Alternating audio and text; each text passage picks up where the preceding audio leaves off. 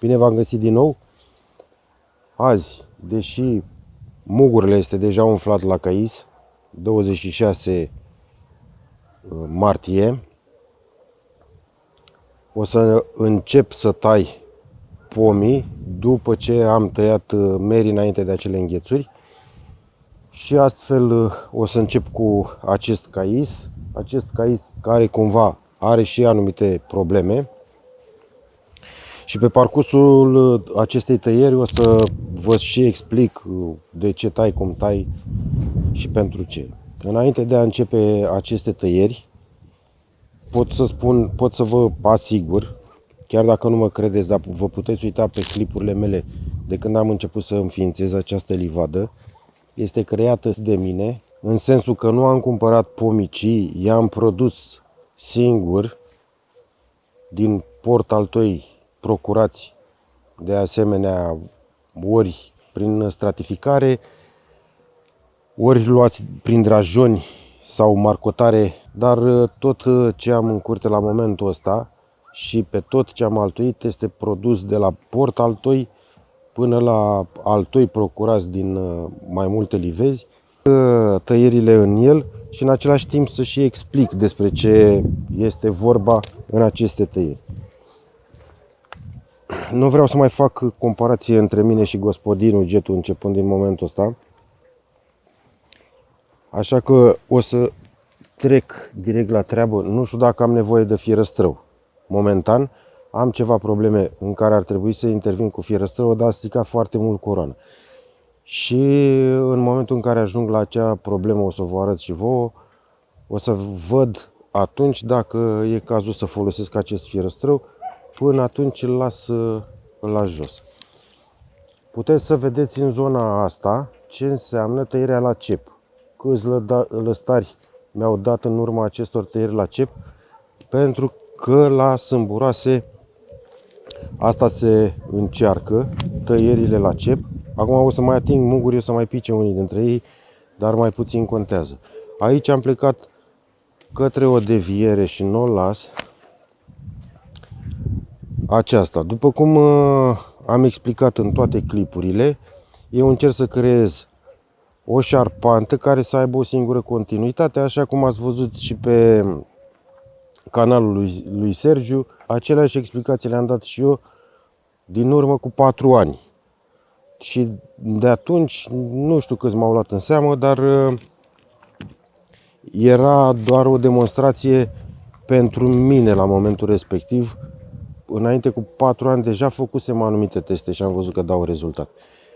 Trecând mai departe, continuitatea acestei șarpante ar trebui să fie aceasta, pentru că este cea mai dezvoltată și în lateral, și aceasta va rămâne, iar șarpanta de semischelet va fi aceasta.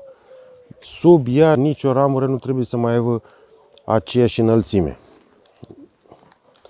Astfel, voi tăia la cep în zonele astea, cum am tăiat și până acum.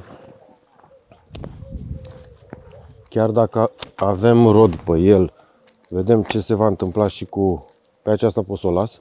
E scurtă, plină de rod. Așadar, am plecat pe această șarpantă, continuitatea ei e alta. Și aici o să fac o deviere și pe asta nu tai nici anul ăsta, așa am tăiat toți caișii până în anul ăsta. O voi lăsa așa. Aici am avut ceva gomă. Acesta a suferit în urma unui degajament într-o apă. A căzut un salcâm înainte să dărâmă liziera de aici, din zona asta, și l-a afectat destul de grav. Așa că șarpanta asta, pentru că este foarte rănită, foarte grav afectată, am îndepărtat-o. După cum vedeți, el pleacă și strâmb. Aici a fost rupt la punctul de altuire. Am venit eu și l-am rebandajat. S-a chinuit o perioadă destul de mare în a se mai prinde din nou în altoi. Dar sper eu că am rezolvat această problemă.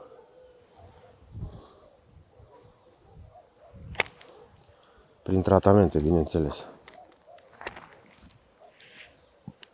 Chiar dacă aici se intersectează, rodul va cădea cumva în zona asta. Vedeți că nu din toți cepii aplicat. Avem și o uscătură aici.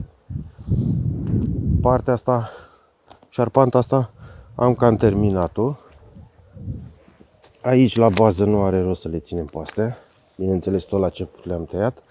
O să mut camera pe cealaltă șarpantă. După cum vedeți, e formată din două șarpante. Acest cais, din cauza unui cep în această zonă, de-aia v-am spus că s-ar putea să nu folosesc fierăstrăul aici, dar dacă se impune,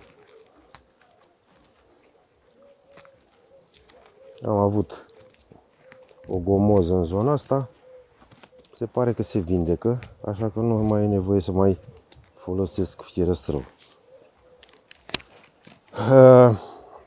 Ce se întâmplă dacă zona asta era grav afectată? Eu am zis că o să fac un clip cu o problemă, da. E o problemă vindecată. Dar să presupunem că zona asta era grav afectată, trebuia să-l îndepărtez de aici și să formez de unde am tăiat aici la cep cealaltă șarpantă. Adică din chestia asta. Altă soluție nu aveam, mă foloseam și de ramurile din lateral. Neavând probleme atât de grave, o să trec mai departe. Bun. Nu am explicat unde vreau să continui. Aceasta este șarpanta, iar continuitatea o voi face pe asta. Restul, și o să fac acum,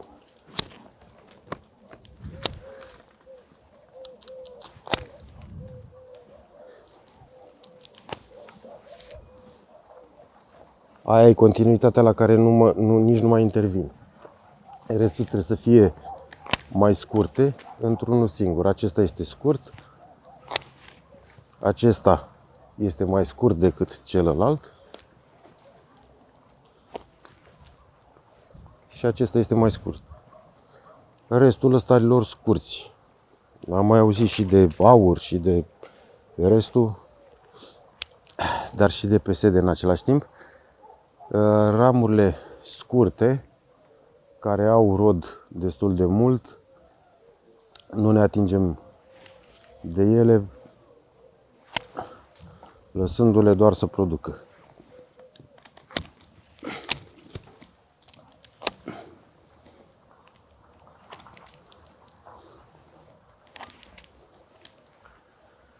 Așadar, continui aici tăierea cu o deviere.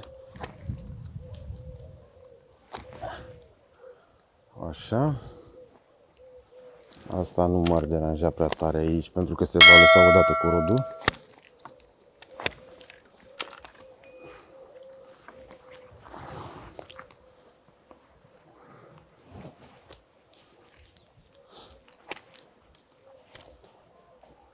Și pe asta o să o scurtez pentru că se va lăsa cu caise dacă vom face anul ăsta. Eu nu cred că a fost foarte greu. Mai privim încă o dată și finalizăm tăierea. Scurtez ramurile care nu cred că vor rămâne pe verticală, ci vor trage la pământ. Se vor trage la pământ. Acestea sunt. Iar uscătură am avut doar în cepul ăsta în care nu a plecat anul trecut. Cam asta și așa fac eu tăierile la cais. O să mai am de tăiat, dar nu o să mai filmez pentru că deja sunt în întârziere cu tăierile. Aceasta a fost tăierea la cais. În momentul în care tai în fiecare an corespunzător și acum iarăși mai fac încă o paralelă, indiferent că este clientul nostru sau nu, tăierile se fac doar cu o singură foarfecă. Aici puteam să o fac doar cu cea de mână, dar am luat-o pe asta după cum ați văzut. În momentul în care faci tăierile corecte și la clienții tăi și numai tu în fiecare an, nu ai cum să folosești fierăstrău, drujbe și așa mai departe.